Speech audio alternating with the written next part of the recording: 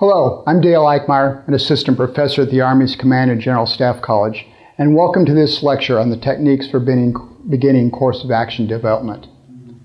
The culmination of operational art is a course of action that can achieve its goal. So how do commanders conceive of and form their course of action guidance? How do planners use that guidance, or in the absence of guidance, start course of action development, or as it is more commonly referred to, COA development?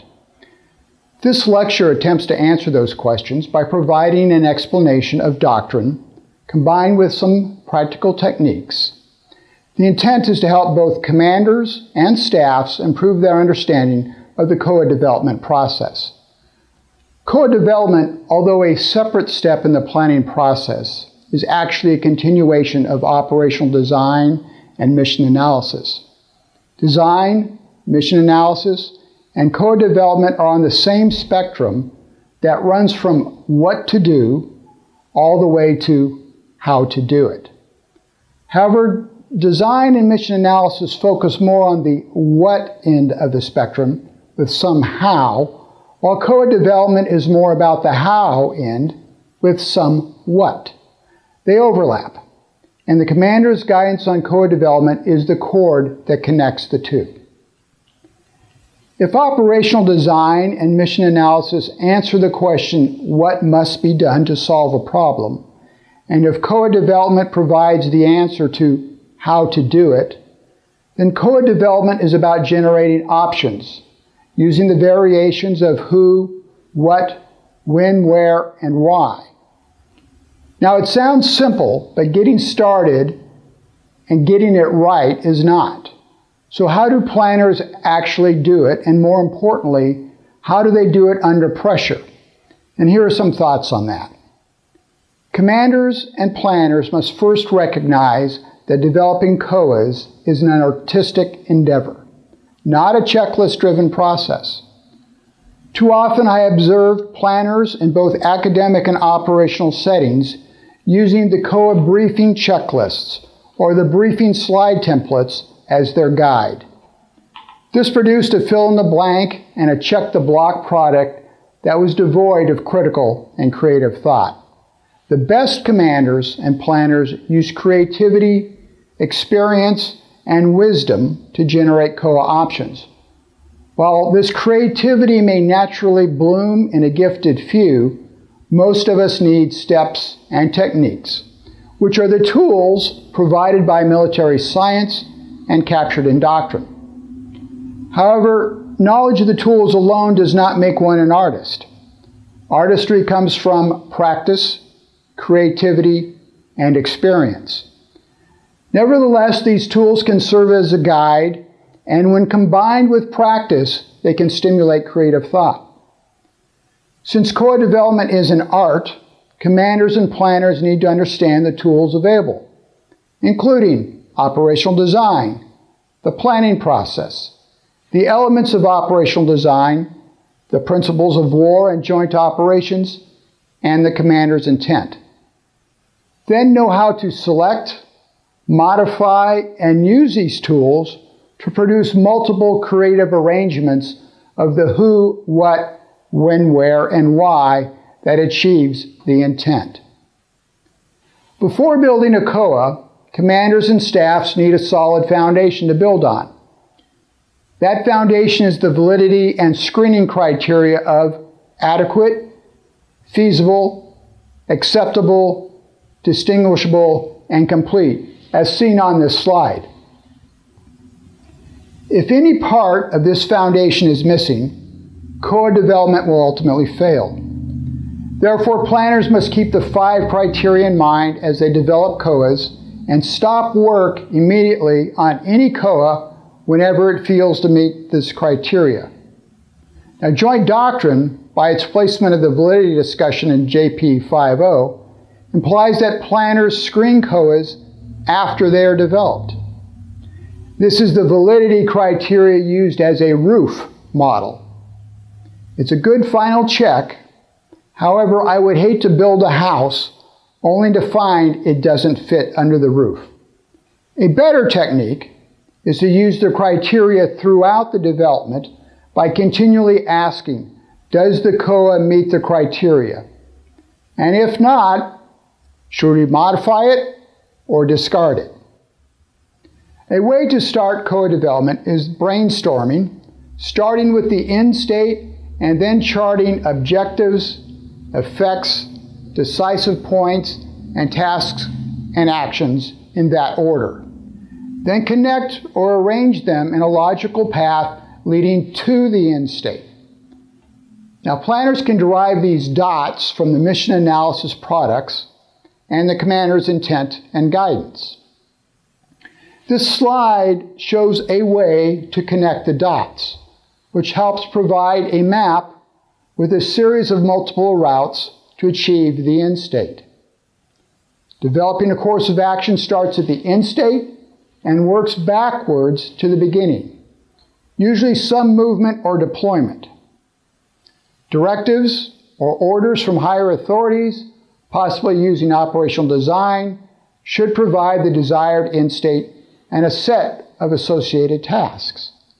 Commanders and staffs then identify objectives based on the tasks that will create the end state.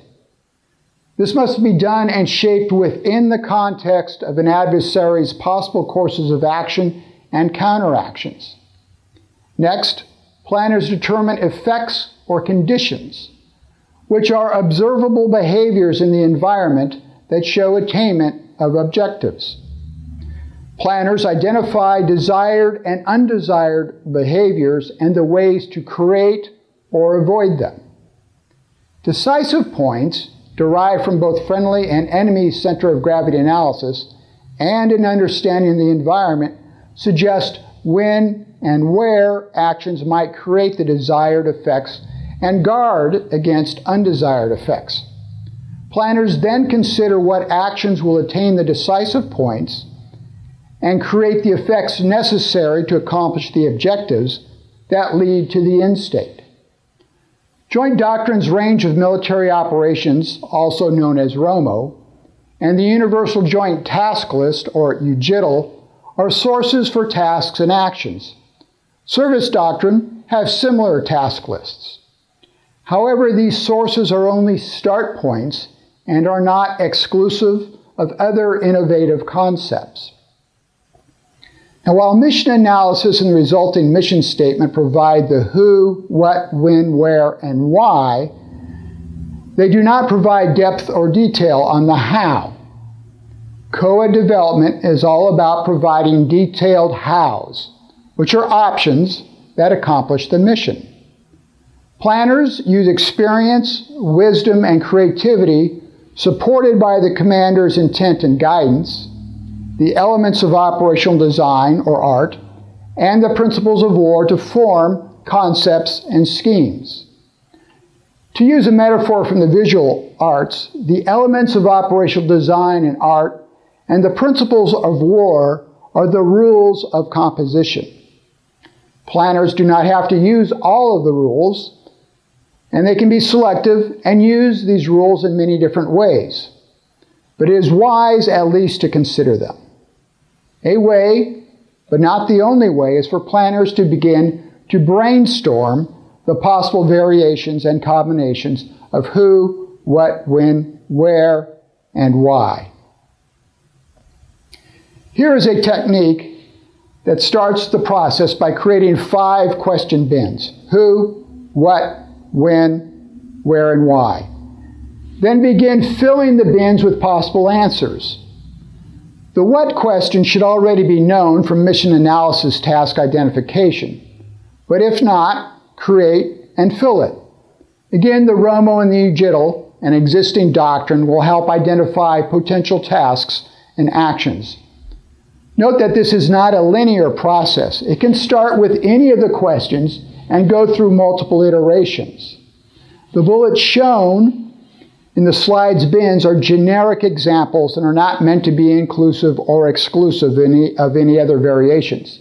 They are only start points for consideration. It doesn't matter which bin the staff starts with. The idea is to get started.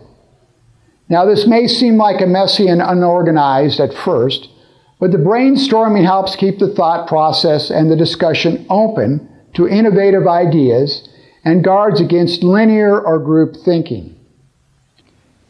It is important for planners to keep in mind that they're developing multiple valid options. There should never be a throwaway option. They also need to avoid looking for or selecting the best COA at this point. That step will come later. Now, once brainstorming is finished, it is helpful to chart the answers on some sort of visual or schematic. Here is a generic schematic that planners could use and tailor to specific situations. The purpose is to help check the logic and completeness of the COA by showing all of the tasks and actions required to accomplish the objectives, that they are arranged in a logical order and properly located and assigned to the appropriate force.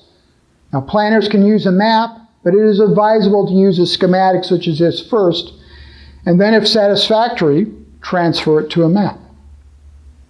A reminder, the planners should be continually comparing their COA against the validity criteria. Now, this schematic is just one way, and there are others. For example, rather than forces on the left column, it could be lines of effort that link related actions and tasks, and the different forces could be arrayed along the line of effort. The triangles represent decisive points that are tasks and actions.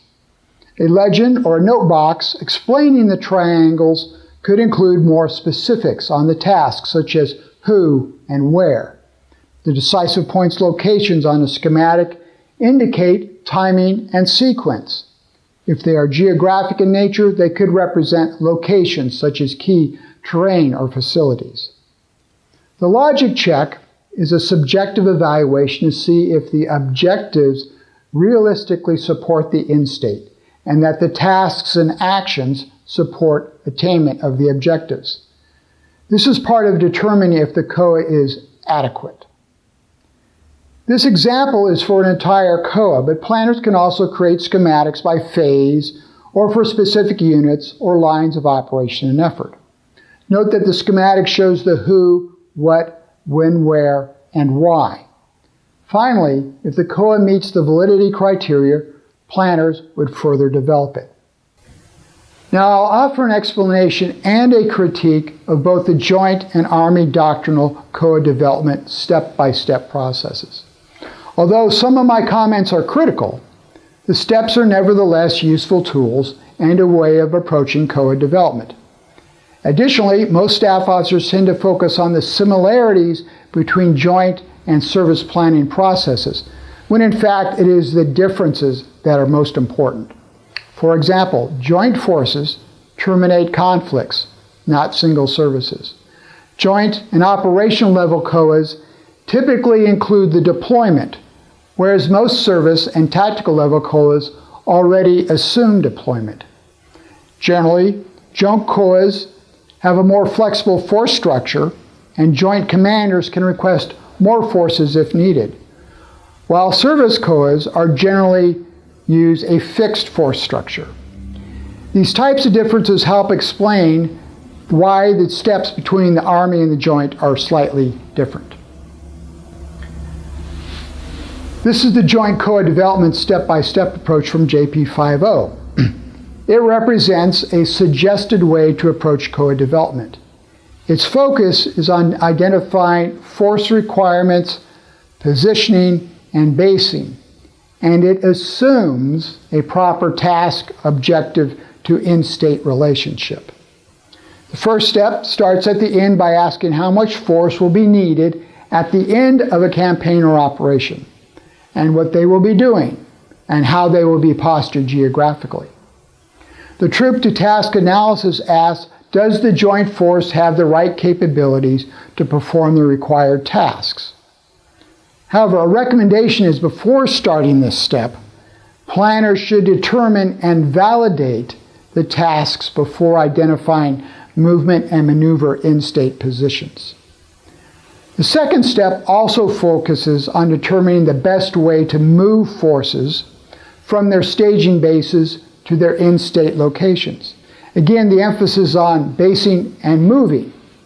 Missing is a discussion on the identification of decisive points, both logical and geographic, and how they influence the route selection or movement.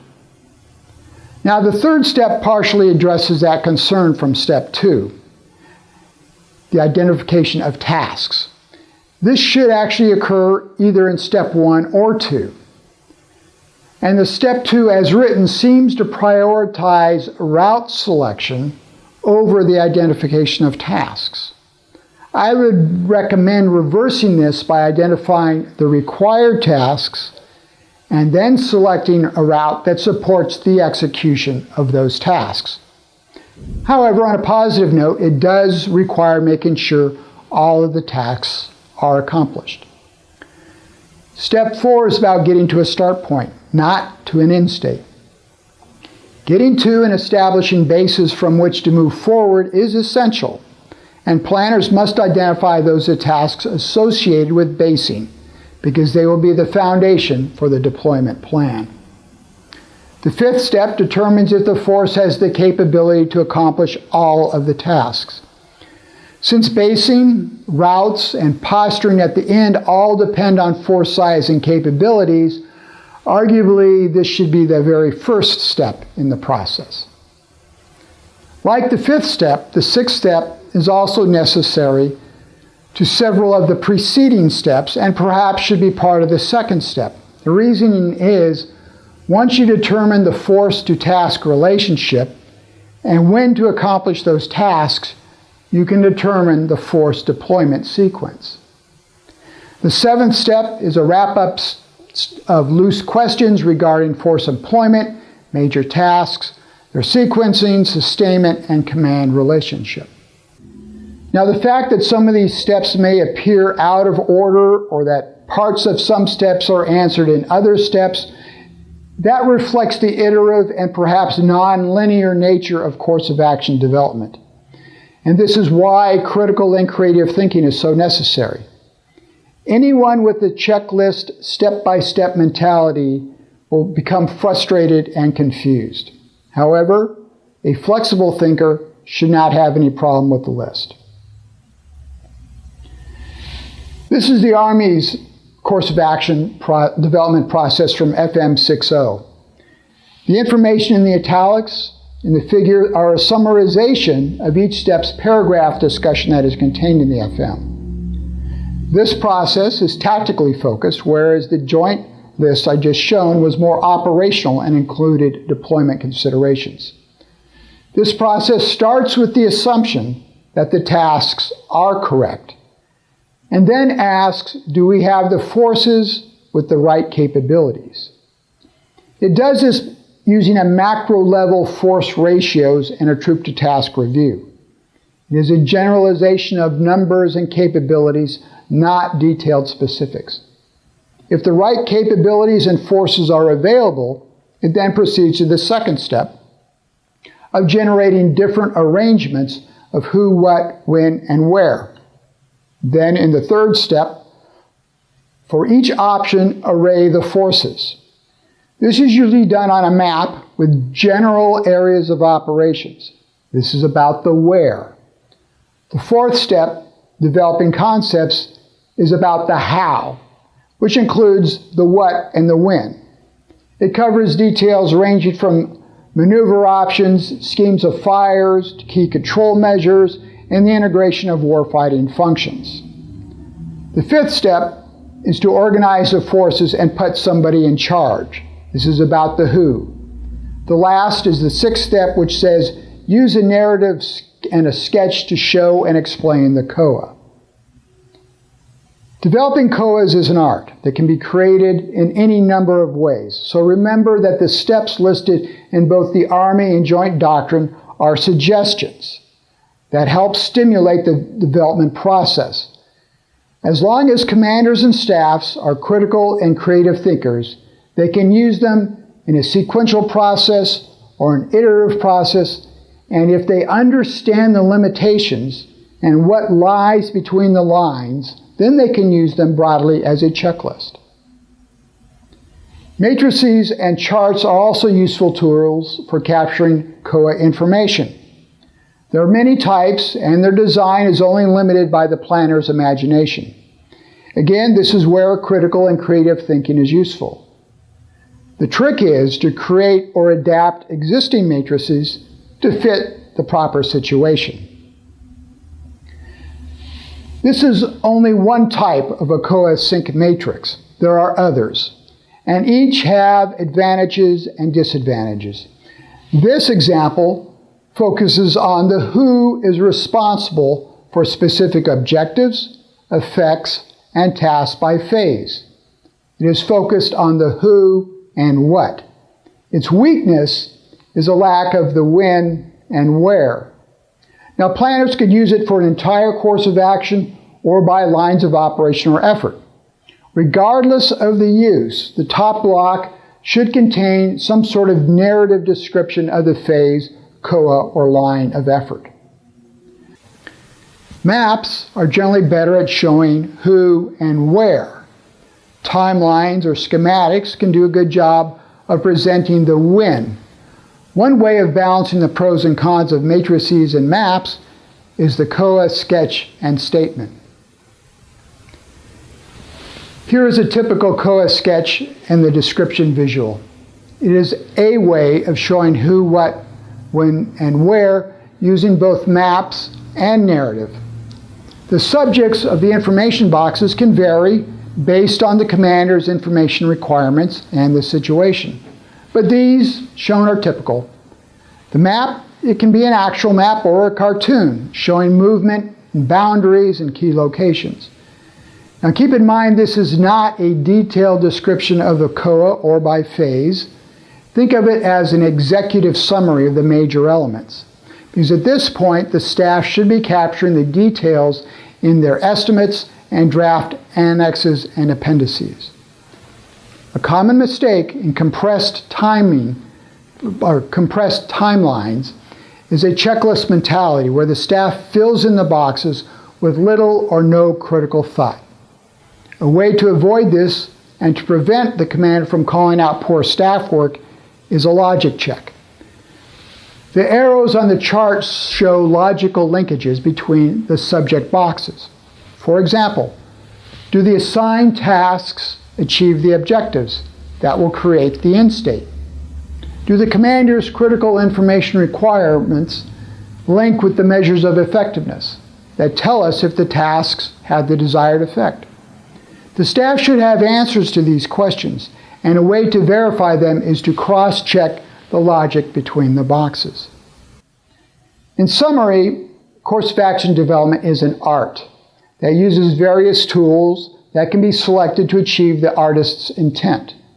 To do this, planners need to understand the tools, including operational design, the planning process, the elements of operational design, principles of war, and joint operations, and the commander's intent. But tools alone do not make artists. Artists also require technique and practice. The figures in the discussion introduced some techniques, including in-state to task logic chain, brainstorming bins, schematics, matrices, and CoA sketches. Together, these tools and techniques can help produce multiple creative arrangements of the who, what, when, where, and why that create a CoA that achieves its goal and is the culmination of operational art. Thank you.